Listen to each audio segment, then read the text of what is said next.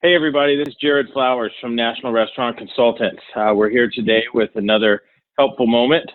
With us today, we have Brian Devine from Top Line Management, our media partner and marketing partner for all the stuff we've been doing to get out to you. We also have Chef Lindsay from Nirvana Grill in Laguna, California, and hoping to just reach out to you today and see if you can give us anything to help some of the other folks out there. Absolutely. Welcome. Thank you. Well, I'll kick us off with the first question, and that's, how are you and your staff and your family doing through all of this? Well, my staff is doing good. They're mostly all working. I think I've got 2 people right now, or 3, that are out, sometimes coming in to help with deliveries, but mostly it's the servers that are deciding to be on unemployment. It's just easier for them. But all of my kitchen staff are working, and my back servers are working, and my assistant is working. So most of my staff's working. I've got about 8 people every day working right now with what we've done to change things. As far as my family dynamic, it's different as far as I'm available more when they go to bed, where usually I would never see them when they went to bed, and I'm there in the morning with them. But it's been a little crazy, and my days have changed from leaving earlier in the morning and then staying up late, getting inventory in and placing orders. And it's just a different element. So it's definitely an adjustment. For sure. Tell you, I don't know whether my kids like me being here or want me to leave anymore at this point. But I feel you. I see all these all these posts from people that they are with their kids and they're doing these obstacle courses and everything. And it's really not what I'm getting the experience of in the same essential service. But yesterday and Mondays were now closed. We were doing every day for the last 2 weeks just because it seemed like the need was there. But it's trickling down a little bit. A few more have caught on to what we're doing and have realized that it's something that can work for them too. So it's nice to see that other people are kind of following suit.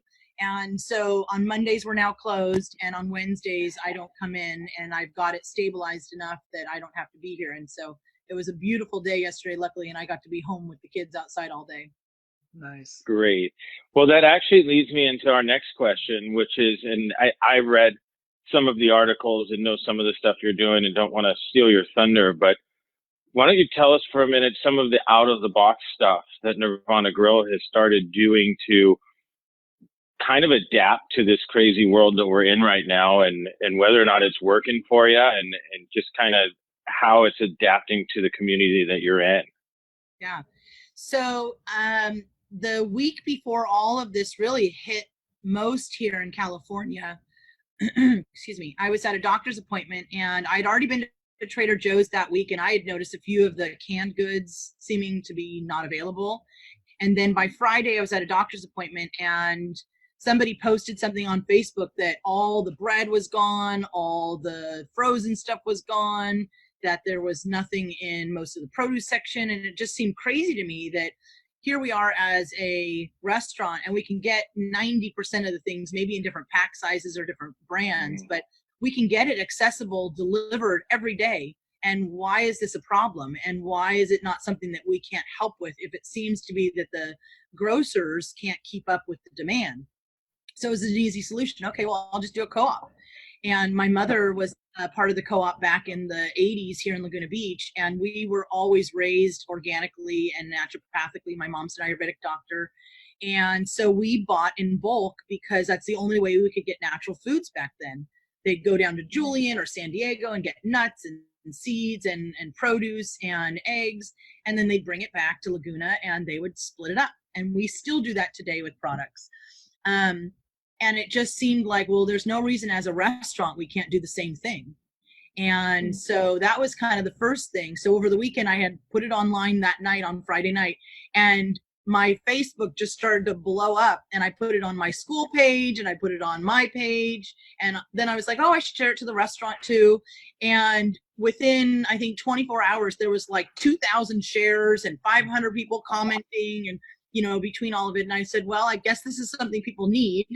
And so people were starting to say, okay, let me know when you're ready, because I want to put an order in. And so on Sunday, we started getting all of our vendor lists and everything of products that we needed to get, because it was a little different from what we were doing. And we had a busy weekend. We didn't notice the effect of COVID-19 yet. And then on Monday, my assistant and I spent the whole day setting up on Shopify, which I have, I think, told most everybody that it was Spotify because I'm, not used.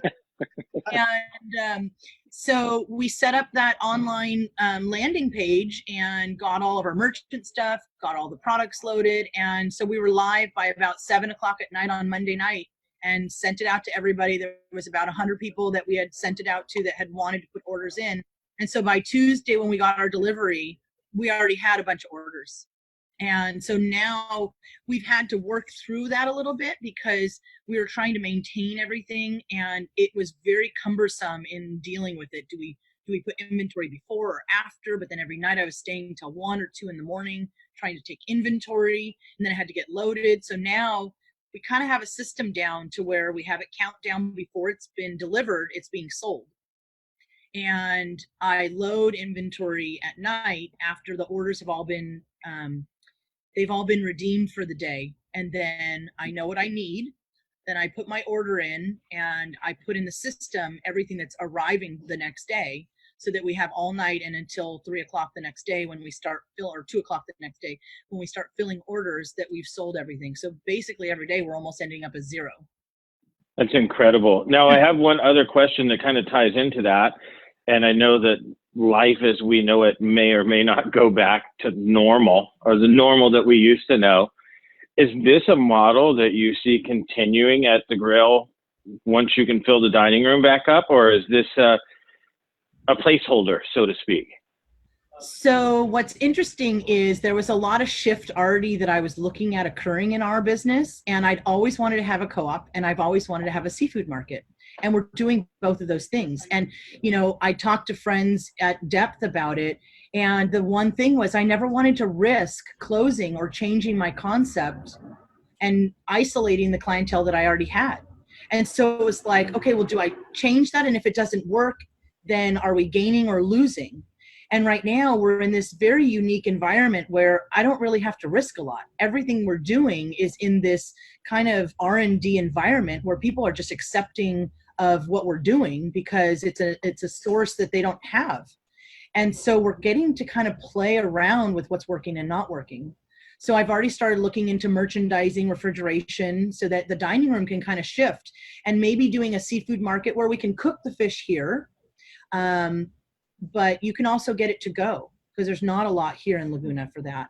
And we can do the grocery specialty items. Maybe it's not going to be the same of the commodities that we do. Like, we're not going to have maybe as much of the eggs and the carrots and the zucchini, that we have right now, but we can have some of the specialty things. And, one of the things I'm trying to add in this next week is all the restaurants that aren't open. What do you make in house that you can give me to sell at the restaurant to keep your businesses going too?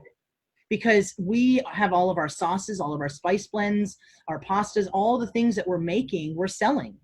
And so it's giving our customers too the feeling like they can cook fish at home and have some of the things they have from us. We still have hot meals. We do about 6 entrees and 5 or so appetizers and 1 or 2 salads, and we'll switch them up. But the hot food is only maybe about 25% of the business we're doing right now. And the rest is grocery and fish and meats. We have like 12 different kinds of meats in different things. We have grass-fed ground beef. We've got whole filet tenderloins. We've got 3 packs of filet. We've got pork. We've got short ribs that are cooked. We've got like 12 types of chicken for people, whether it's cooked little patties for sandwiches or chicken breast or whole chickens or roasted chickens, or we've got a turkey sausage and turkey burgers. We've got grass-fed regular turkey burger or beef burgers. We've got little 2-ounce burgers for sliders. So we just have this variety that we've allowed people to source from, as well as their produce and other things. So they have a lot more variety to choose from than even the grocery store would allow them to have. That's fantastic. Well, we always like to let Brian close this thing out and key him up and let you get back to work. Yeah, thank you so much for all that great information. I love hearing about what people are doing. And I'd like to just close things up with a very simple question of what is it that we can all be doing to help support the industry in general, or what should we be doing that we're maybe not even thinking about? So I love that there's these national relief funds, but honestly, they're going to be so minimally impactful for us individually because of the amount. I mean, the restaurant industry takes up about 16 or 18% of the nation's business.